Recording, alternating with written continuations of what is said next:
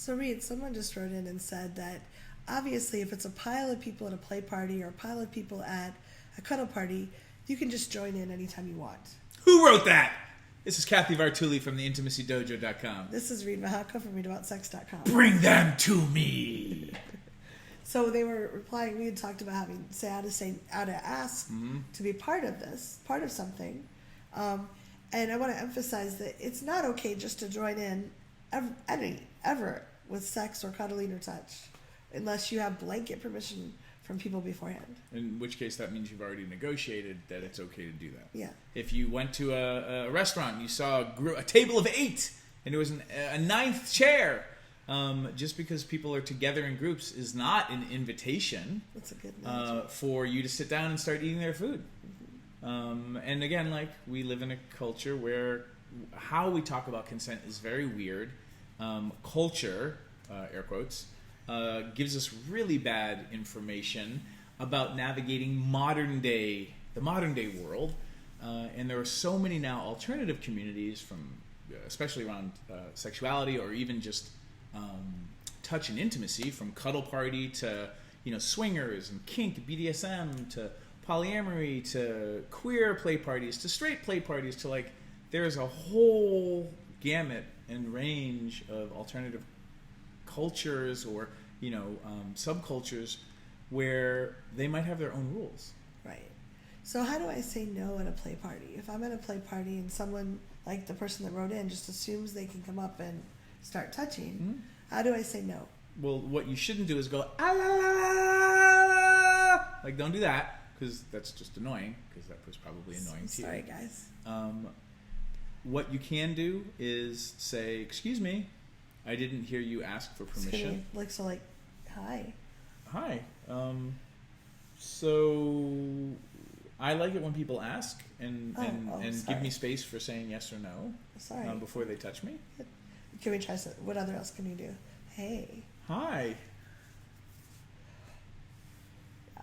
And what if I don't have a voice? Like, a lot of people are shyer, and they may have had bad experiences. Hey, do it again. Okay, but what if you have trouble doing it? Try it again. That's the cat response. Why do you keep doing this? Oh, I thought you were going to do something else. Okay. I couldn't come up with anything else. Okay. One thing I do is, if I feel I'm much better at it now, but when I was first going to events, I couldn't always say no. I was like, So I would excuse myself and say, I have to use the restroom, I have to get a drink of water, someone's looking for me. I would make an excuse because I felt kind of pinned in the corner. And ideally we could use our words and say, I don't remember saying yes to that, or I prefer you ask before you touch. And if I couldn't, it's much better to take care of yourself and get away. Go talk to someone and say, hey, listen, often play parties will have either lifeguards on duty or something like that. You can go and talk to one of them or the person organizing and go, hey, that person was touching me and I didn't know what to say. And maybe that person's new, or then they can get upgraded. Yeah, I mean, the observation is that it can be tough to learn how to speak up, especially if you have a life history where your voice was kind of silenced or taken away from you, or you were taught to endure things you didn't like.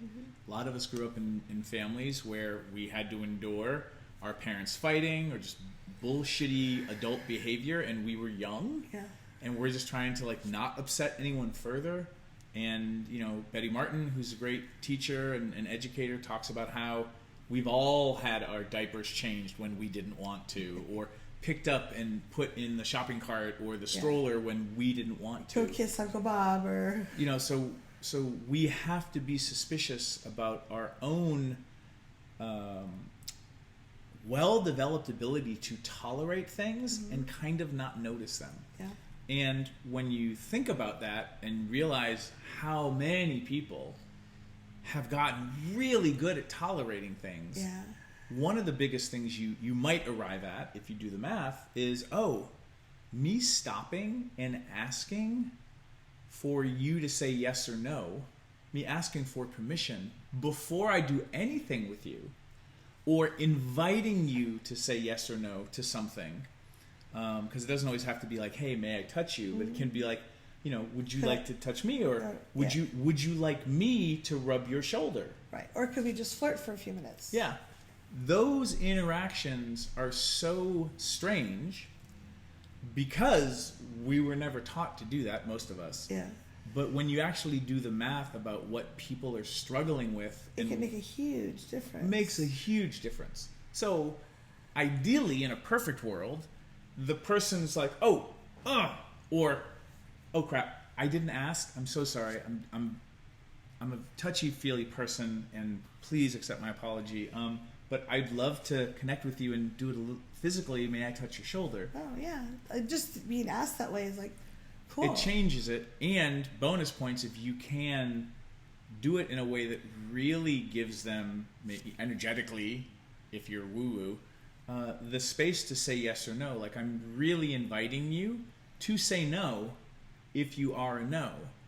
Which, again, if you do the math, me encouraging the other person to say no, even if it stings, creates a situation where if they say no to me, even in this world where so many people are, you know, tolerating things and don't want to upset anybody, but now that you've said no to me, that means I can trust your future yes more than if I'm, oh, please, please, please, please, please, please say yes. Okay. I don't want it to be disappointed. I don't want to be disappointed. I don't want to be disappointed.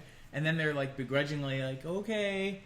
And then you get to do your thing, but they're not really happy. Yeah. So again, like these are simple things that we talk about. Ask permission, get a verbal yes before you touch anybody. But they run culturally really deep.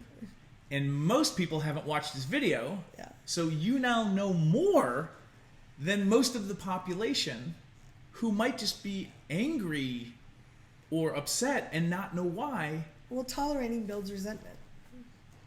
And that, my friends, is where we'll end on this video, because I'm sure we have other videos to talk about. Things of this nature. Leave comments. We'd love to hear what you think.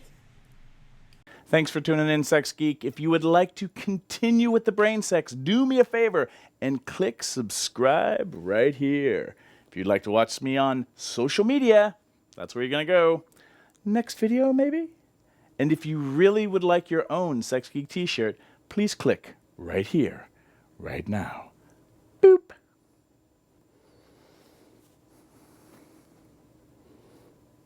No, really, like...